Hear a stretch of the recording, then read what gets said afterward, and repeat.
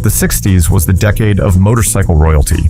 Many legends were introduced, including the Triumphs Bonneville, the Honda CB7 the 50, and even Harley-Davidson cemented its image as a main character.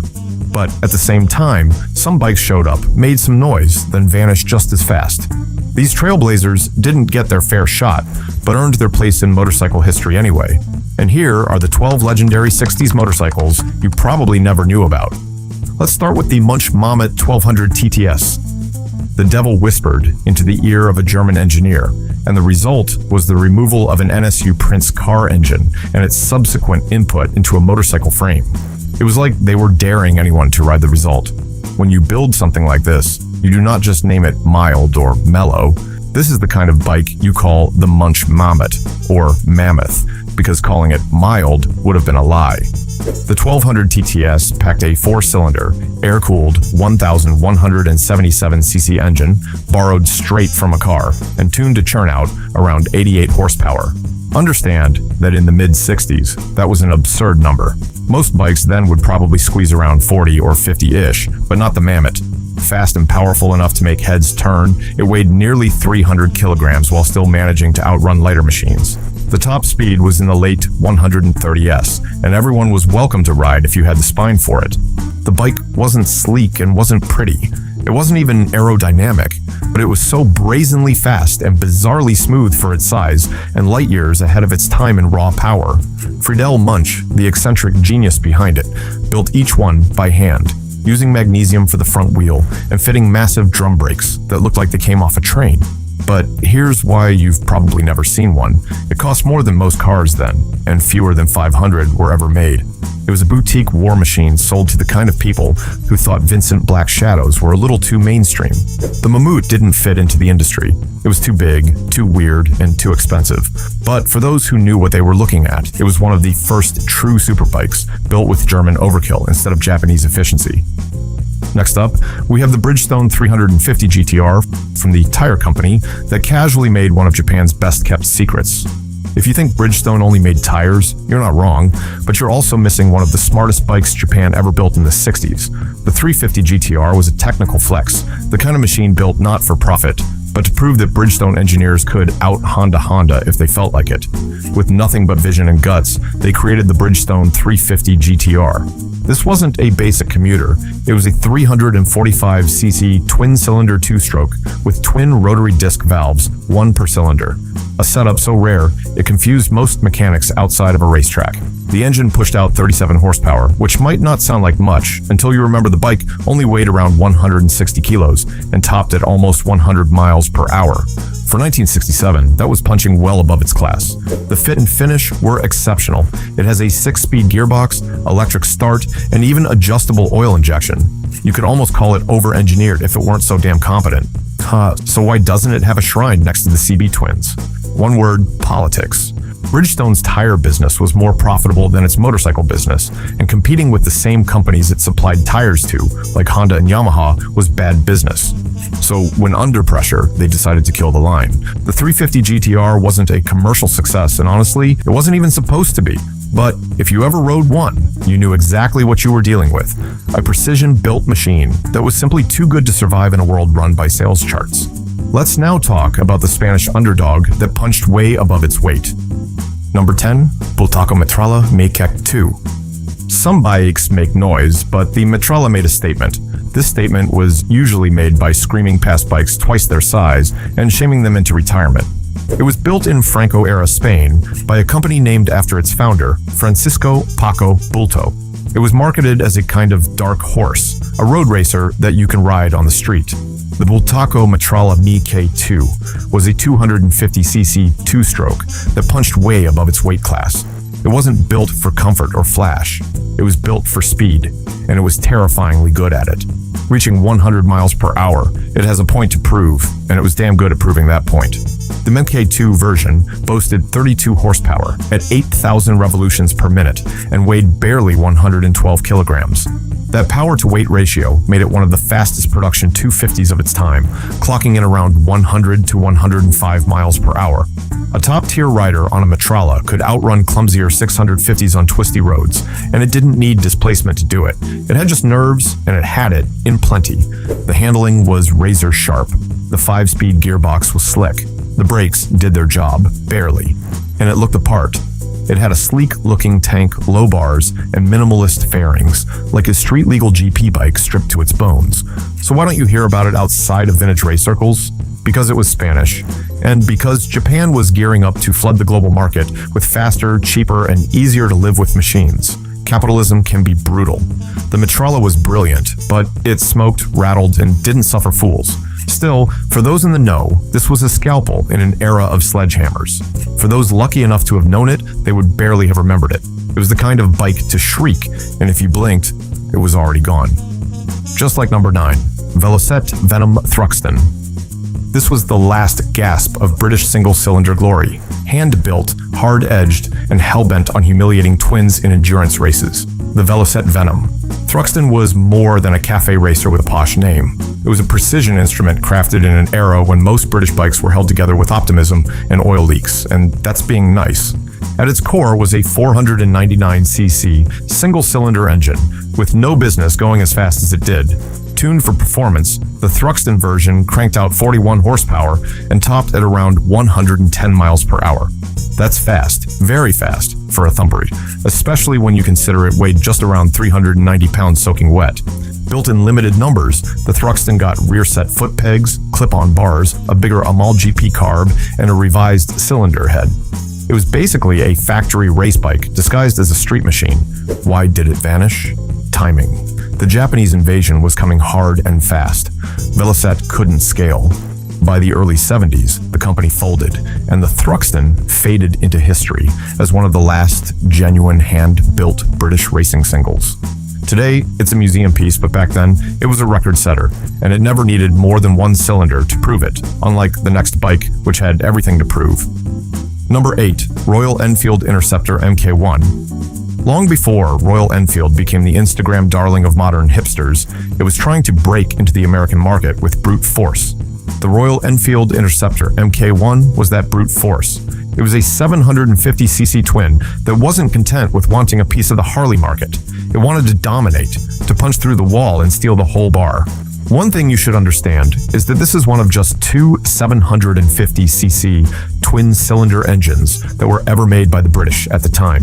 This bike was Enfield's loudest, fastest, and most aggressive attempt to win over US riders. The 750cc parallel twin was derived from the earlier Constellation, but heavily reworked. High-compression pistons, a bigger crank, improved oiling, and dual carbs gave it serious bite, around 50 horsepower and a top speed over 110 miles per hour. That was no joke in the early 60s, especially when most American V-twins were still chugging around like angry tractors. And it looked good doing all this. Long, lean, and mean, with a minimalist style that made it perfect for flat track conversions and drag runs. In California, it found a niche among hot rodders who wanted something faster than the local offerings, but didn't want a Japanese badge just yet. Now, why isn't it a household name? The same reason, once again, timing. Royal Enfield didn't have the marketing muscle or dealer network Harley did, and the Japanese bikes were cheaper, slicker, and better behaved. The Mk1 gave way to the Mk2, but by then, Enfield was circling the drain. The Interceptor Mk1 was a glimpse at what British bikes could have become if they'd kept pushing performance, but instead, it ended up a historical footnote. It was overshadowed, but to those who owned one at any point, it was never outgunned. This list would be a crime without mentioning the Lavada 650 GT. This was the Italian attempt at out-Britishing the Brits while retaining Japanese reliability. Spoiler, they almost pulled it off. Before Laverda became known for fire-breathing triples and endurance wins, it quietly built this, the 650 GT. The Laverda 650 was a refined, overbuilt middleweight that took one look at British twins and said, what a beautiful idea. I'm sure I can do it properly, though. It was born out of post-war pragmatism and an eye on export markets. Very far from being flashy, the 650 GT's inception was a calculated strike.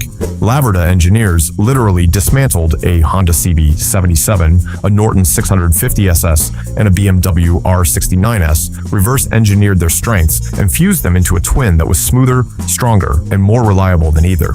The result was a 654cc parallel twin, producing around 50 horsepower, with a 5-speed gearbox and a frame that didn't flex like spaghetti in corners. It could hit 100 miles per hour, sure, but what was more important was that it survived. Where British twins smoked and leaked, the Laverda purred and kept its oil inside. Build quality was excellent. It came with hardened crankshafts, Japanese electrics, and no tolerance for cheap shortcuts. This thing was engineered to last. And it did. Some of the early 650s are still running today, and they are doing so with very minimal restoration work done on them. But of course, it went unnoticed. Only about 50 machines were made before the company pivoted and quickly replaced them with the 750, which subsequently got all the press and racing glory. The 650 became the prototype, literally, for Laverda's success in the following decade. It never got the fame, and it never asked for it. One thing's for sure, though. Without the 650 Sport, Laverda's entire golden era would not have happened. It was quiet, competent, and criminally underrated, and it's the kind of bike you only hear about from the kind of people who really know their history, as opposed to just knowing about bikes in general. And since we're down for a history lesson, let's go back a bit to Japan 1961, where the Honda Dream 305 Superhawk tried to redefine what a sport bike could be. The name might sound like something out of a mid-century perfume ad, but don't let that fool you. The CB77 was Honda's first sport bike, and it was far from a dainty machine. It was a high-revving, although it didn't sound like it sometimes, steel-spined middleweight that showed Western manufacturers and consumers just how serious the Japanese company could get. Unlike most glorified scooters of the time, the Superhawk was powered by a 305cc twin-cylinder engine that revved to 9,000 revolutions per minute and produced a crisp 28 horsepower. That gave it a top speed in the ballpark of 100 to 105 miles per hour, a range that embarrassed more than a few British 500s and left just as many 250s wondering why they even bothered. What made it special was more than performance. It was the total package. It had an electric start, 12-volt electrics, a smooth-shifting 4-speed chain drive transmission, and double overhead cams, all in the early 60s, when most bikes were still kickstarting their way into arthritis. The pressed steel frame looked odd, sure, but it made the motorcycle rigid, stable, and easy to ride. American riders were stunned. This Japanese bike was competing with Triumphs and BSAs, edging them in reliability, comfort, and check.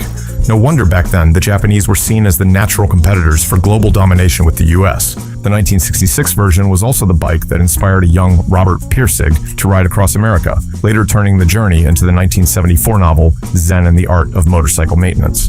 So what happened? Why don't you hear about it these days? Because the CB750 happened.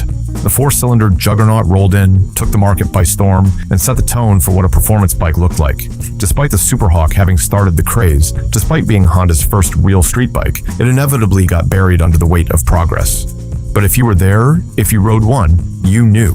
The Honda CB77 was the first Hydra head that emerged from the cave. Number 5. Norton P11.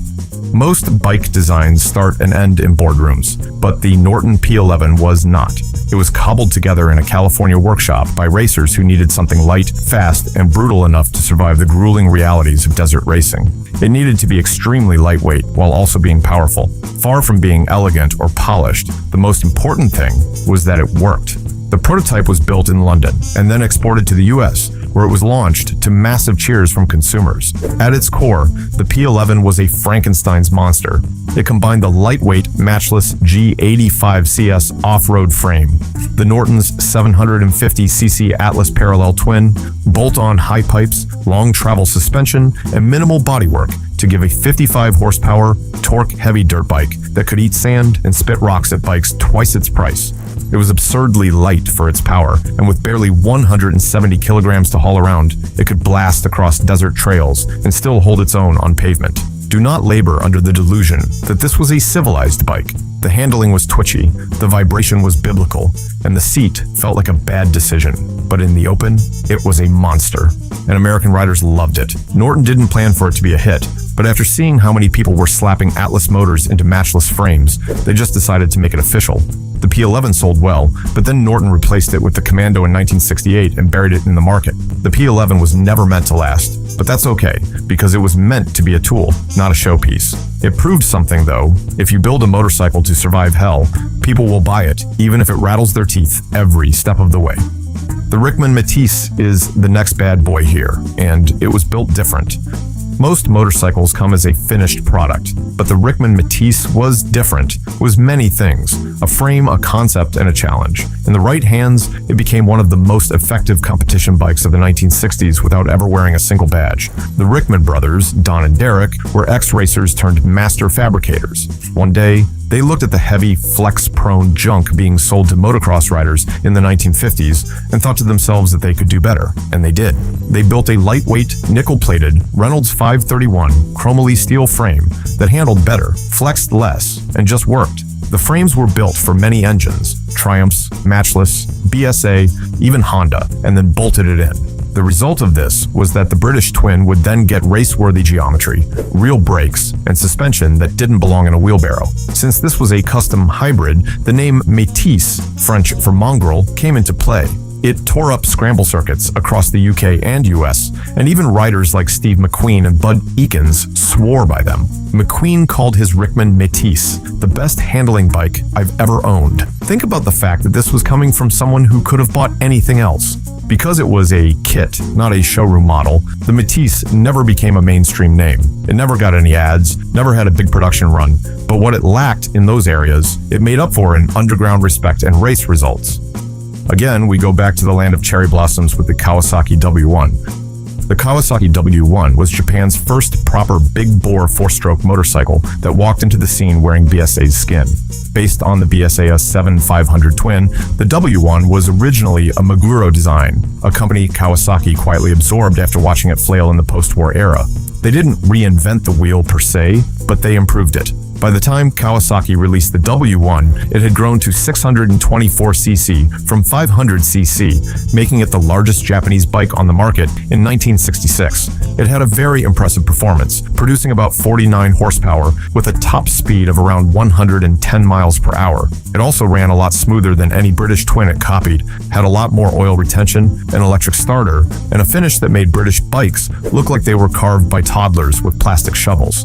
It was also sturdy, torquey, and solid on the highway. Kawasaki sold it heavily in the US, marketing it as a competitor to Triumph and BSA twins, but with the added bonus of starting when you asked it to. So why doesn't it get more love? Because just a few years later, Kawasaki launched the two-stroke H1 and then the legendary Z1, both of which made the W1 look like a polite draft horse in a field full of cheetahs. But the W1 was more than a stepping stone. It was proof that Japan could build big bikes just as well as anyone, and that it would be better if they felt like it. And for a brief moment, it was the best British twin, not built in Britain. Number 2, Moto Morini. Built at a time when most companies were still clinging to pushrods and carb tuning by candlelight, this little V-twin dared to think ahead. At just 344cc, it wasn't built to scare anyone, but it was what Morini did with that engine that made this prototype special: a 72-degree V-twin, heron head design, 6-speed gearbox, and a tidy footprint that made bigger bikes look bloated. It was light, agile, and built with obsessive Italian precision, qualities that didn't get headlines in the late 60s, but would define performance bikes a decade later. This prototype was the testbed, and it didn't launch immediately. In fact, it wouldn't go into full production until the early 1970s, but the DNA was already there. Most manufacturers were still cranking out overweight singles or clones of British twins when Moto Morini was laying the groundwork for what middleweights could actually be. Because it didn't reach consumers until years later, this early prototype flew under the radar. Today, the production 3.5 gets all the collector praise, but this earlier version was the blueprint. It was a vision that arrived too soon, wearing a 1960s badge on a 1980s sole.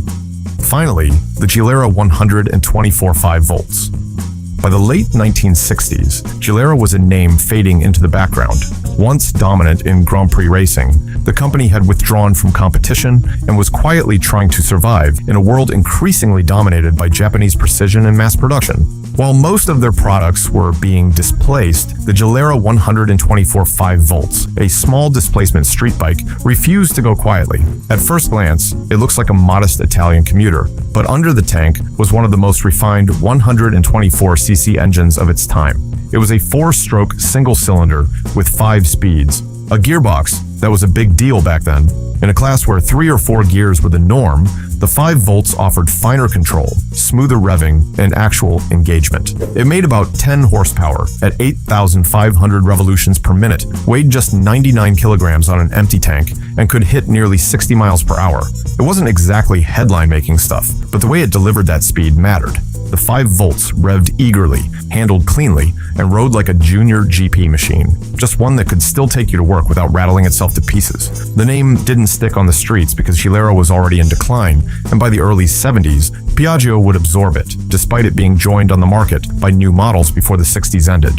It was caught between eras, too refined for the bargain bin, too small to be taken seriously by a big bike market. Long live the Gilera. What bike on the list have you always known about?